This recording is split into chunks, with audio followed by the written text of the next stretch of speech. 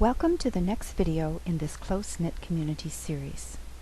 In this video, I would like to give you a brief overview of Facebook's timelines for pages. I want to show you the different parts to a page, so when you make your page, you will have a better understanding of what each area is for and how you can use it to best suit your business. Now, to many of you, this information will not make a whole lot of sense. But once you have created your own page, you will see where all of this information that I am about to share with you is located in your timeline or on your page. Now, as I told you, this page that you will be creating is a page for your business so that you will have an internet presence. After your page has been created, you will connect it to a central location so that other local businesses and residents are able to share what is happening in your own community. Your page has many parts and features to it. Just to give you an example, it has a cover image, a profile picture. There's going to be an about section. There's going to be something called app displays and highlight feeds, as well as timeline navigation and activity feeds. We're just going to briefly point out where they are and then go on to talk about just a couple of them. This is what is called the cover image. This is where your profile picture is going to be displayed. This is timeline. This right here, which is located under your profile picture and your cover page off to the left, is an about section. This is where the apps are going to be, and right under that section is the highlight. Over here is Composer. This is where you actually are going to be able to type in information to be able to be shown on your page. These are Pinned Post, and over here to the right is Friends Activity. So let's just briefly talk about a few of them. The first one that we're going to talk about is your cover image. Big, 851 pixels by 315 pixels.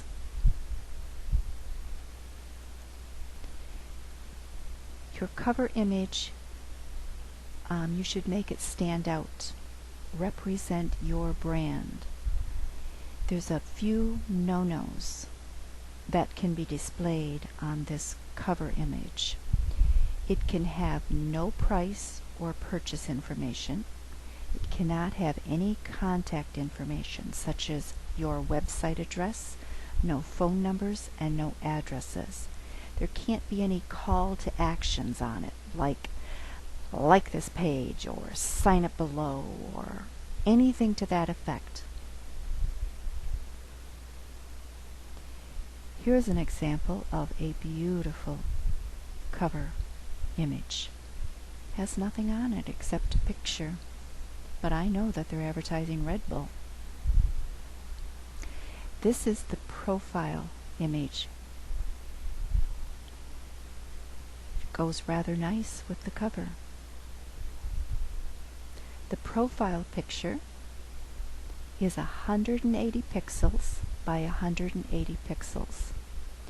It gets resized to 32 by 32 pixels, meaning that profile picture will be what follows you around when you post on other pages. So it may show up real nice and pretty on your page, but you want to just keep in mind what it's going to look like when it gets resized down to 32 by 32. This is a very recognizable one for Nike. The profile picture should be your logo, your brand, your product, or your spokesperson. And if your brand is you, if you're advertising you, use a headshot. Here's a real clever way that they combined their profile picture in their cover image. This is the Ford Mustang, and in the actual grill work they put their profile picture. The About section. The About section is under the profile picture and under the cover, off to the left. The About section is something that should describe your company or what you do, but you gotta make it short. It only allows for 155 characters. You can indeed put a URL in there, as long as you put in the HTTP ;//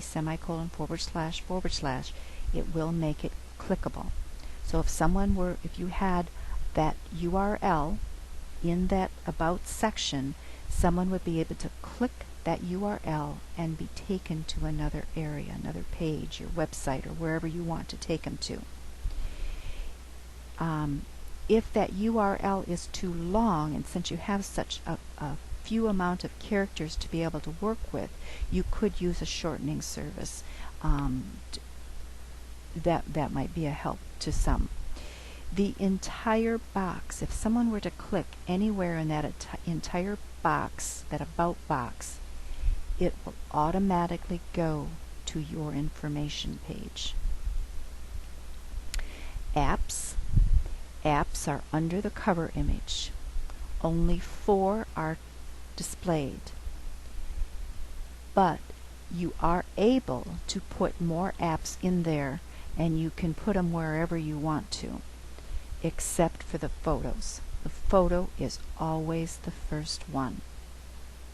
These are what are called thumbnails, and they are 111 by 74 pixels. And you want to choose a thumbnail or picture or image, whatever you'd like to call it, that will make the user want to click. Highlight feed. This allows users the ability to choose how they interact with with your page. So in other words, it's the user who's going to be benefiting by this highlight feed. Highlight, if that particular one is clicked, it's what Facebook deems most important.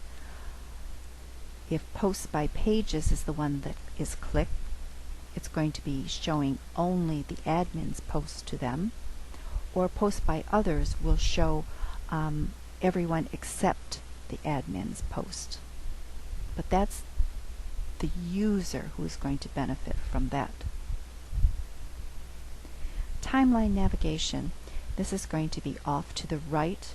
Most of you listening to this recording, this is not going to be of importance to you at this moment, because you're just now going to be creating a page. But what this is going to do is this is going to allow your users to go back and see what other stuff has been posted. So let's say you have a page now, and you have had lots of activity going on. You may just want to take some time to go back over those prior posts and ask yourself, does this really represent the way I want my company to be represented? And you may want to delete them. The activity feed. This used to be called the wall. Facebook's EdgeRank algorithms decides which stories are to be displayed and which ones are to be hidden. The admins can change, edit any post with the little pencil icon at the top right of all posts. When you have created your page and after you log in, if you hover over that, you will indeed see that little pencil icon. Admins can also disable postings for specific fans if someone starts spamming your page. That's never been a real problem for me in the past. Pinned post. Pinning post keeps it at the top of your activity feed for 7 days. You want to use this for important dates, contests, announcements. You can add links and additional information in the description. And once again, by clicking that icon, that's how you are able to pin posts. Friends feed. This focuses on highlighting the user's friends, meaning friends of your page. This is going to be what's where it shows what your friends are saying. This is a feature that can be turned off or turned on. I can't imagine why you'd want to turn it off. Milestones. This is something new. This is used to highlight important dates and events. Admins, meaning you, can set the date of milestones which enter the timeline at that date. These are used for things like store openings or new product launches or when your company was founded, that type of thing. Starred stories. These are very similar to milestones but not as big of an event. And any post can be starred so that it stands out. What's nice about starred posts is that it can stretch to fill up the entire page, going from side to side. Dates can be changed so that they appear where you want them to in your timeline. Just because something was posted a couple months ago doesn't mean that you can't start and bring it right up to date. Nice feature. Private messages. This is something that can be turned off or turned on. I strongly suggest you leave it on. This allows people to send you, as the page owner, a private message. Keep in mind, you can only respond. You cannot be the one to initiate a conversation. And pages, or you, can only send back 2 messages for every one received. This is not used to sell. It's used to build trust and relationships with your fans. The admin panel. If you're the page owner and you are the admin of that page, your admin panel is located above your page. And don't worry, you as the admin are the only one who can see this. But you have to scroll up on your page for it. And it can indeed, if that annoys you, be hidden from your view. And as I said, you're the only one who can see this if you're an admin. What this does, it allows for quick access to stats such as notifications, likes, messages. In case you had a message, it's going to be able to tell you that. And this is also where you're going to find the information to edit your page info and your settings. There's going to be an activity log also, and this provides you with easy access to all parts of your page. This has just been a real brief overview of the different features and different areas that you're going to find on your page. And as I said, some of this stuff probably didn't make a whole lot of sense, but I assure you, once you get in and create your page, you will see where all of this information that I just spoke about is located. Now, the next video that we're going to do is going to actually be creating your page. So, see you in the next video.